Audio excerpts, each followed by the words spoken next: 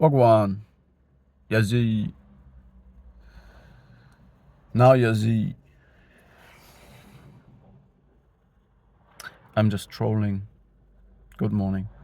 Um,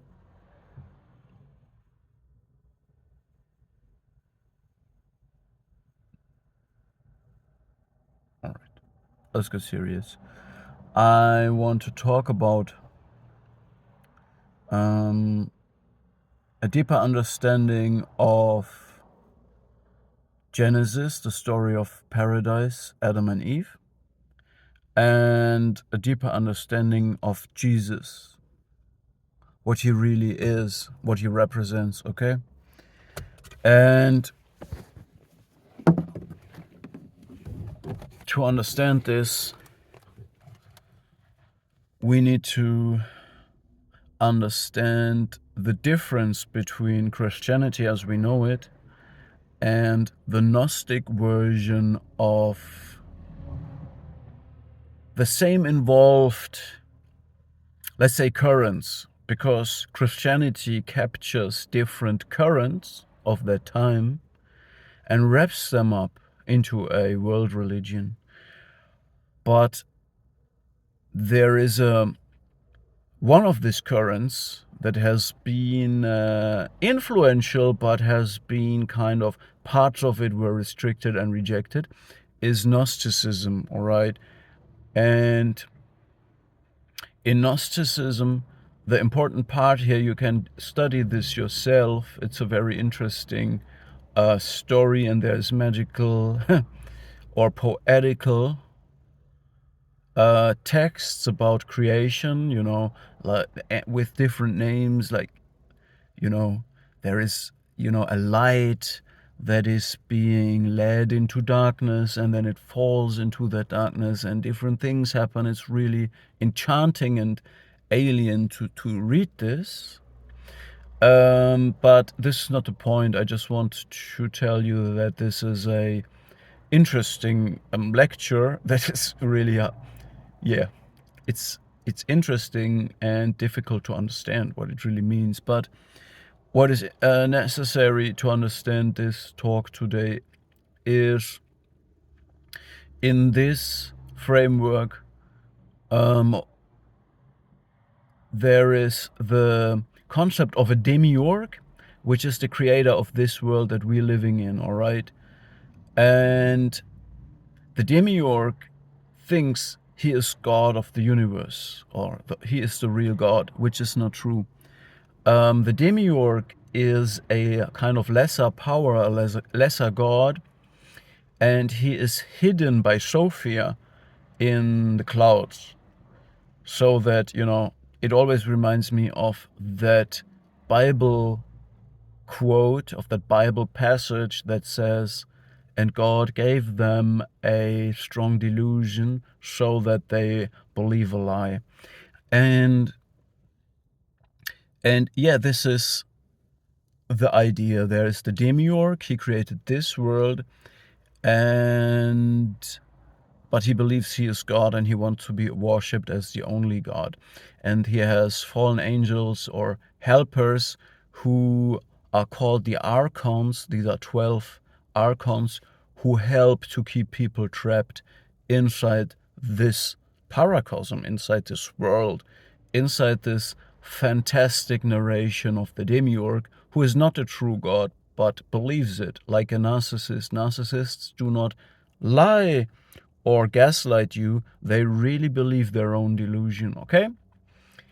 And they also live in a fantastic paracosm, so there's a strong parallel here. Now, another parallel that I've realized is the parallel to the Garden of Eden, all right? In the Garden of Eden, there is a God that is conditionally loving Adam and Eve. He says, I love you and I do everything for you. I'm taking away the pain of reality and nothingness from you, meaning I'm creating paradise. I'm creating a paracosm for you. I create a narcissistic, cult-like environment around you where you can live like infantilized children. But you're not allowed to eat from the tree of knowledge of good and evil.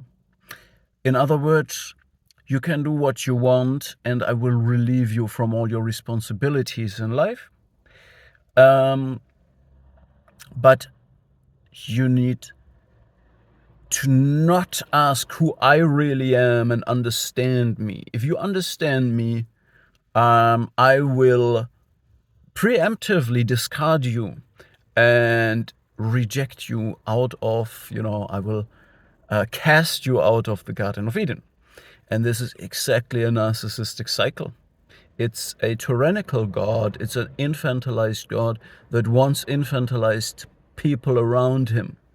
And when you question him, when you start to look beyond the whole reality of that, it's not the only God, it's actually a false God, then he will discard you first. And this is exactly the narcissistic inner psychic architecture. Narcissists live in a paracosm too.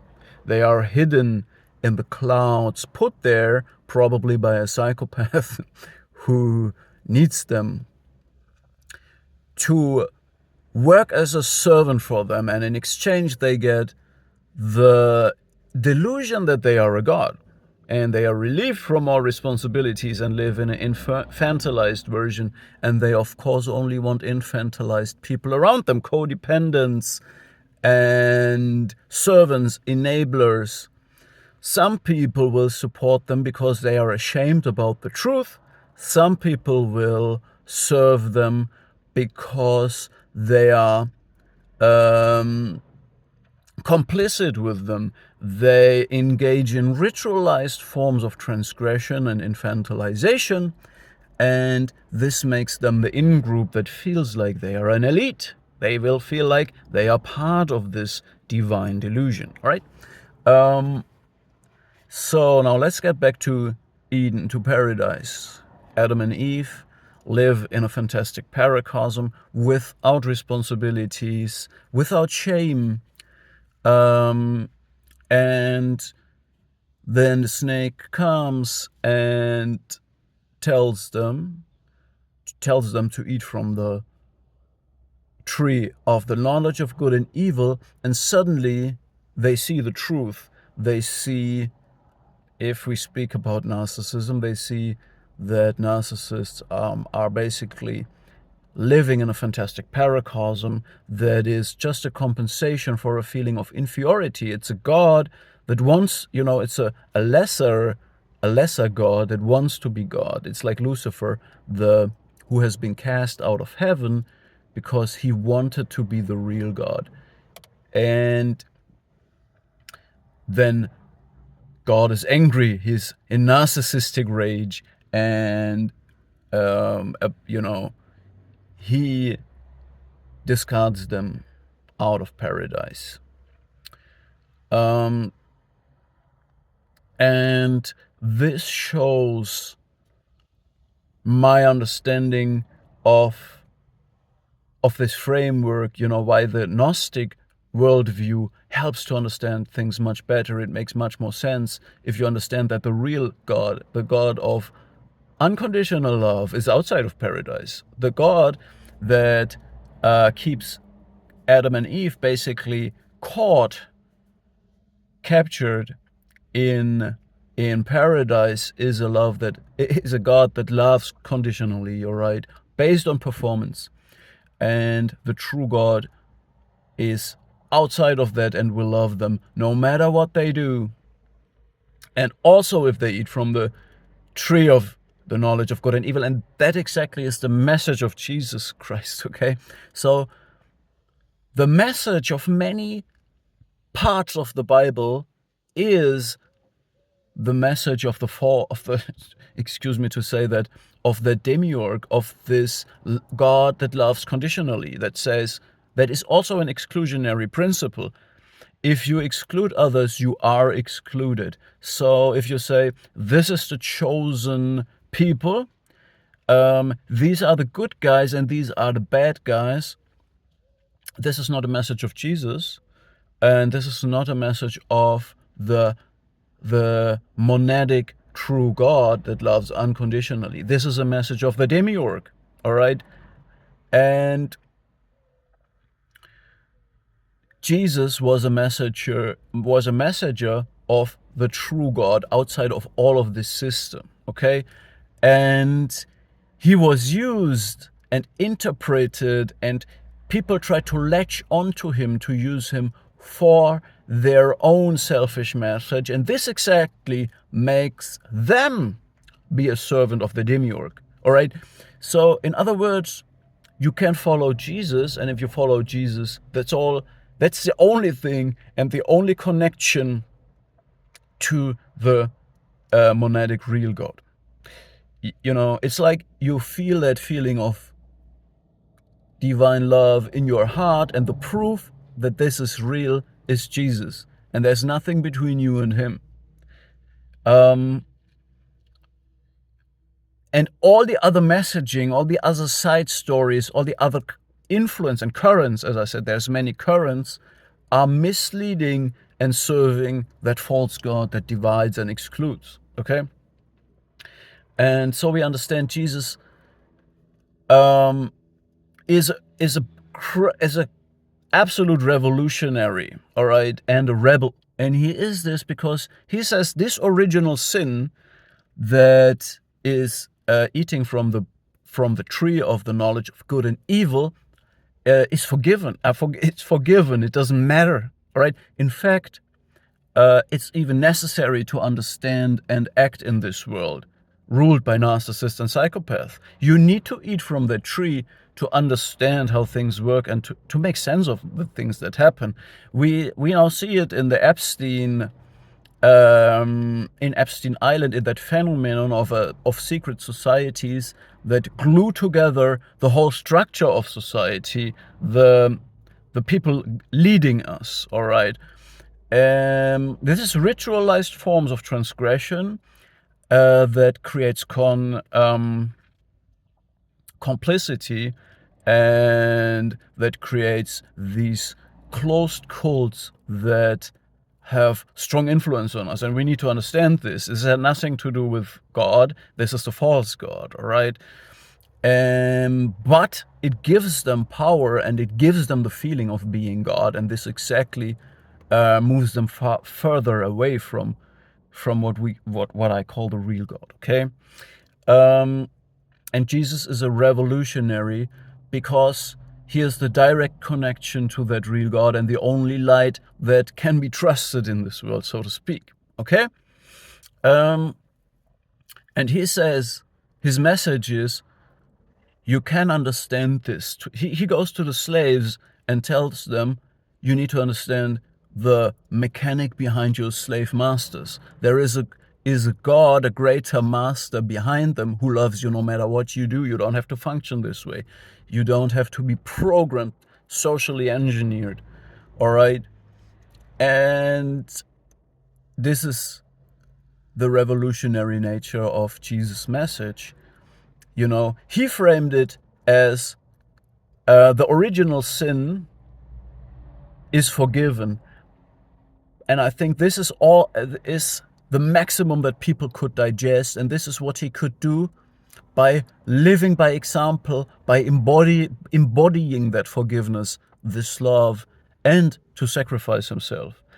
But if people were ready to or able to absorb this message intellectually or cognitively, the message would be, it is necessary to eat from the tree of the knowledge of good and evil, and God loves you. No, there is actually no condition in the love of God at all. So eat from that tree. Understand the world. Understand the people who try to parasitize you, because elites are parasites that feed on you and me. Okay? Narcissists and psychopaths are parasites and predators that feed on the livelihood and performance of other people using these mechanics of complicity, of mutual transgression, of mutual crime, of committing certain ritualized behaviors and putting things in the, putting themselves in the center of the world. Now, just one more point to this is the snake as a symbol of enlightenment. There's other traditions and other spiritual teachings that where the snake is very important, in the Australian Aborigines belief systems. There is the snake that bites itself in the tail, which means the eternal creation and recreation. It's also a symbol of the all-devouring mother, probably. But in Ayurvedic or in Vedic knowledge, there's also the Kundalini, which is bound to the lowest chakra, the root chakra, which is the basic energy, the foundation for all other energy. It's also connected to sexuality, and this is a very foundational energy. And if you get this energy wrong, you get everything else wrong. And I'm saying this because we just talked about narcissist and psychopath being selfish and creating everything around this. They are controlled by this. They even sometimes brag that they can't control this energy, okay? And we see this in the Epstein topic as well, that the transgression is also organized around sexual transgression, partially, definitely, and that this fundamental drive, that should be libido, life drive, is immediately tainted, manipulated, and corrupted into death drive, basically, into a perverted version. And this is the foundation where their life is being built around, okay? And that is the connection to, you need to understand this. This means eating from the tree of the knowledge of good and evil, okay? It means also to learn to control and cultivate these forces and have discernment about what is right and what is wrong. Yes, have the discernment. All right, don't hide away and say, oh, I don't know whether this is evil, or maybe it's just progressive, or it's a new trend, or it's liberating. You cannot make judgment. No, you can eat from the tree of the knowledge of good and evil, and every human being has the ability to understand what is right and wrong. You just need to learn to trust it. You need to trust it. Anyway, that's the video for today. Let's do some work now.